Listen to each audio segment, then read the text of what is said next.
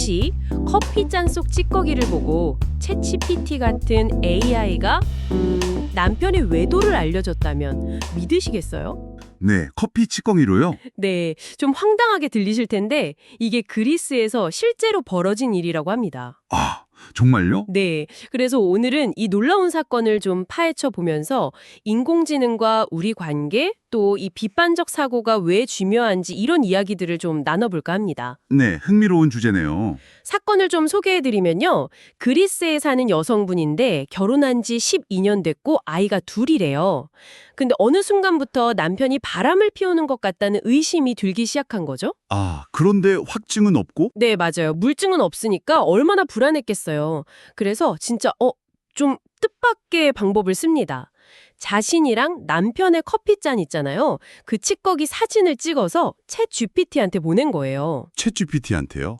커피점을 보라고요? 네, 그쵸. 전통적인 커피점을 AI한테 물어본 거죠. 근데 챗 GPT의 답변이 정말 충격적이었어요. 뭐라고 답했길래요? 남편이 E라는 이니셜을 가진 젊은 여성이랑 관계가 있다. 그리고 그 여자가 가정을 파탄내려고 한다. 뭐 이런 내용이었어요. 심지어 여성 본인 운세에도 뭐 배신, 가정불화 이런 게 암시된다고 했답니다. 헉, 아니 AI가 그런 구체적인 내용을요? 네. 그러니까 이 여성분은 그 답변을 보고 얼마나 충격받았겠어요. 그래서 불과 사흘 만에 남편한테 이혼 소송을 제기해버린 겁니다. 사흘 만에요? 와, 정말 즉각적이네요. 남편은 뭐 그야말로 황당하다는 반응이죠. 아내가 그냥 요즘 유행하는 거에 또 빠진 것 같다. 이러면서 예전에도 점성술사 말에 빠져서 한 1년 가까이 힘들었던 적이 있다고도 하고요. 아, 그런 전력까지 언급하면서요? 네, 말도 안 된다고 웃어넘겼는데 아내는 너무 진지했다. 뭐 아이들한테 이혼한다고 말하고 변호사한테 연락까지 받았다. 이렇게 토로를 했대요. 그럼 법적으로는 어떻게 진행되고 있나요? 당연히 변호사들은 AI의 커피점 해석, 이거는 불륜의 법적 증거가 될 수 없다. 이렇게 딱 선을 그었죠. 그 유죄 추정 불가 원칙 있잖아요. 네, 있죠. 그게 뭐 AI 앞이라고 달라지진 않는 거죠. 당연하죠. 그건 모르는데 아니 저는 그게 궁금하네요. 도대체 AI가 어떻게 커피 찌꺼기 사진만 보고 그런 이야기를 만들어낼 수 있었을까요? 맞아요. 저도 그게 제일 궁금했어요. 아, 바로 그 점이 AI의 작동 방식을 이해하는 핵심인데요. AI는 사실 뭐 진실을 알고 말하는 게 아니거든요. 진실이 아니면요? 네, 그보다는 이제 입력된 데이터랑 질문을 바탕으로 통계적으로 봤을 때 가장 그럴듯한, 가장 자연스러워 보이는 말을 생성해내는 겁니다. 그냥 그럴듯한 말이요. 네, 특히 커피점처럼 굉장히 주관적이잖아요. 해석의 여지가 정말 무궁무진한 그런 정보를 주면 AI는 사용자가 은연중에 좀 기대하거나 혹은 듣고 싶어 할 만한 아니면 그냥 그럴싸하게 보이는 이야기를 꾸며낼 가능성이 아주 높아져요. 이번 사례처럼요. 와, 그러니까 이게 실제 사실이냐 아니냐 이거하고는 전혀 별개의 문제일 수 있다는 거죠. 이야. 듣고 보니까 진짜 좀 섬뜩한데요. AI가 너무 그럴듯하게 말하니까 이게 진짜처럼 느껴질 수도 있겠다는 거잖아요. 그렇죠. 바로 그 지점 때문에 그래서 AI 리터러시라는 개념이 중요해지는 거군요. 단순히 AI를 어떻게 쓰느냐, 이 사용법을 아는 걸 넘어서는 문제인 거죠? 맞습니다. 정확해요.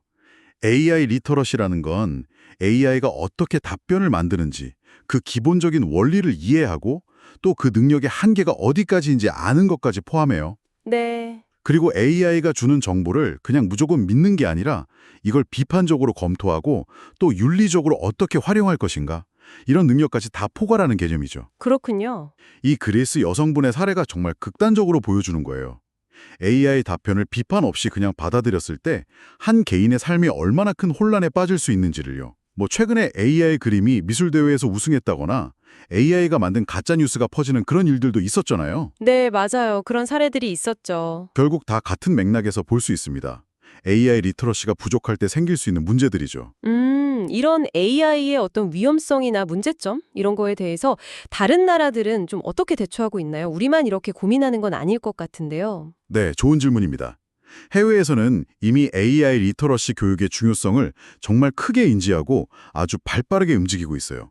그래요? 예를 들면요. 뭐 핀란드 같은 경우는 전 국민을 대상으로 AI 교육을 추진하고 있고요.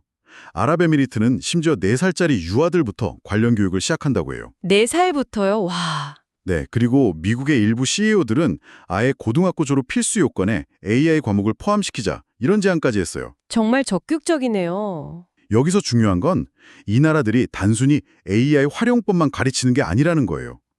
그보다는 AI가 생성한 정보를 비판적으로 읽고 해석하는 힘, 그러니까 비판적 사고력 자체를 키우는 데 중점을 둔다는 점입니다. 아, 활용법이 아니라 비판적 사고력. 그게 핵심이군요. 그렇죠. 근데 안타깝게도 한국은 아직까지는 생성형 AI 활용법 위주의 교육이 좀 많은 편이에요. AI가 내놓은 결과물을 우리가 어떻게 비판적으로 검토하고 받아들일 것인가, 여기에 대한 논의나 교육은 상대적으로 좀 부족한 실정이죠.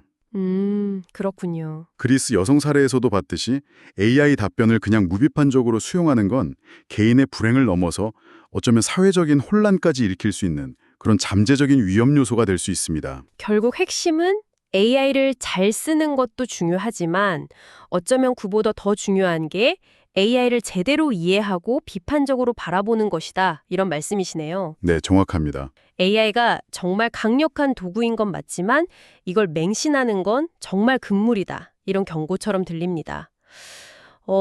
듣고 계신 당신은 AI와 상호작용할 때 그 답변을 어디까지 신뢰하고 계신가요?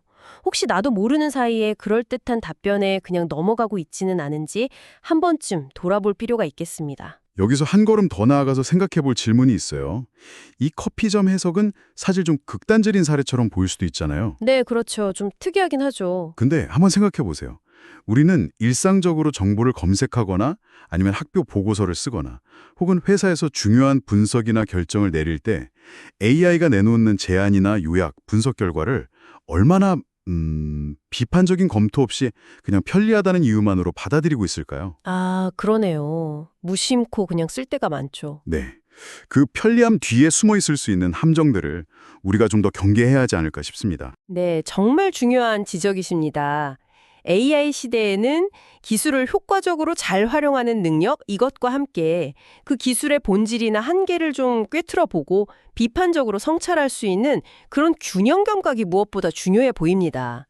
오늘 저희 이야기가 당신에게 AI를 조금 더 깊이 이해하고 또 현명하게 사용하는 계기가 되었기를 바랍니다.